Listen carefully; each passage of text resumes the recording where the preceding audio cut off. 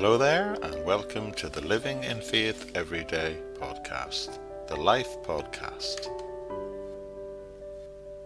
You're joining us in a series of 66 podcasts I've entitled 66 Books.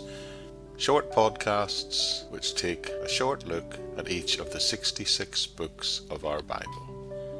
Today, we've reached the book of Haggai, the book of the rebuilding of the temple.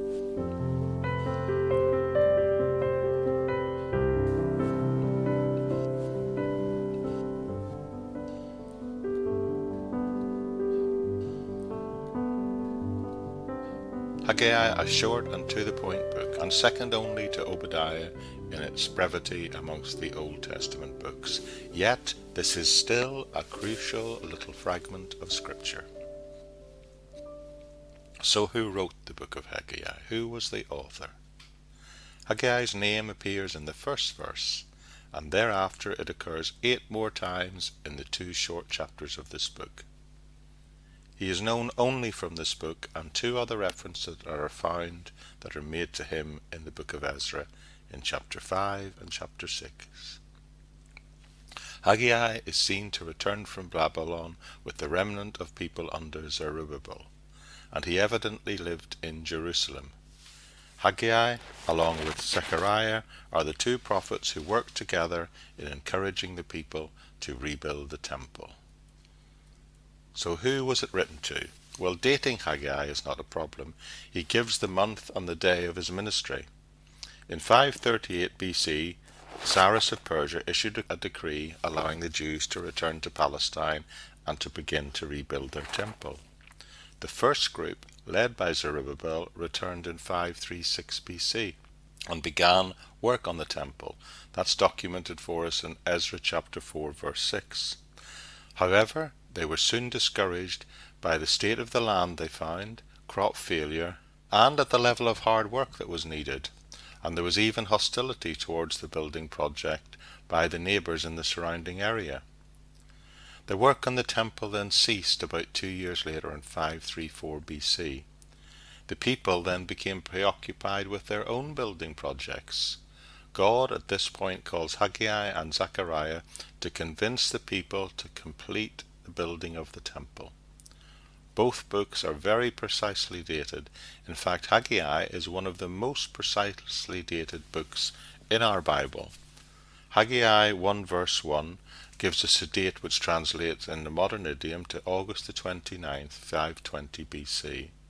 And then further dates are given for us throughout the short book, identifying key dates in September the 21st, October the 17th, and December the 18th. In other words, this book spans just 4 months.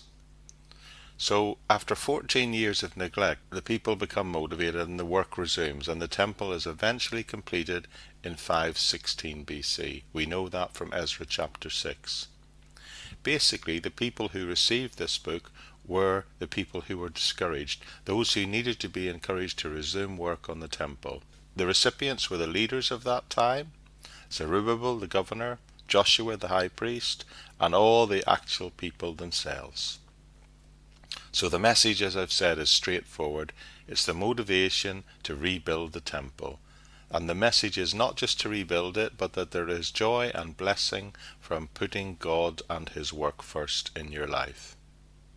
So thinking about the literary structure of the book, Haggai is divided into various sections through the messages that are given. There are, I believe, 4 main messages in the book. The first message in chapter 1, verses 1 to 15, unpacks the neglecting of the temple. There is a rebuke issued for stopping the work and the result of what that has meant, and then there's an attempt to build a resolve in the people to begin the work of rebuilding the temple. The second message reminds the people of the glory of the temple, both in its present state once it's built and what it will mean in the future. And the third message reminds the people of the blessing of the rebuilding of the temple, what it will mean to the people, both in terms of the downside, in other words, the economic blight that was brought upon the people caused by the neglecting of the building work, and also then balanced with the economic blessing that it will bring to the people if the temple is rebuilt. And then finally he concludes his message with the fourth message about the kingdom of God and its coming. So the purpose, as I said, is fairly straightforward. It is to encourage the people to rebuild the temple. When Haggai appeared on the scene, the people were spiritually discouraged, even to the point of indifference. They were busy on their own projects, building their own houses, and they made excuses as to why they did not work on the Lord's house. Haggai comes along to motivate the people and the leadership to reorder their priorities and to complete the temple, the very reason they were returned to the land. And the second purpose of Haggai is to enlighten people and to remind the people the blessing that God will give us when our lives are engaged in doing His will. When Haggai began, the people were dissatisfied. What they did not realize was that this was a symptom of a spiritual disease. Haggai seeks to get them to consider their ways. Putting their self-interest had first of all led to satisfaction, but then to general malaise. Only when they put God first and seek to do His will God bring His people to joy and prosperity.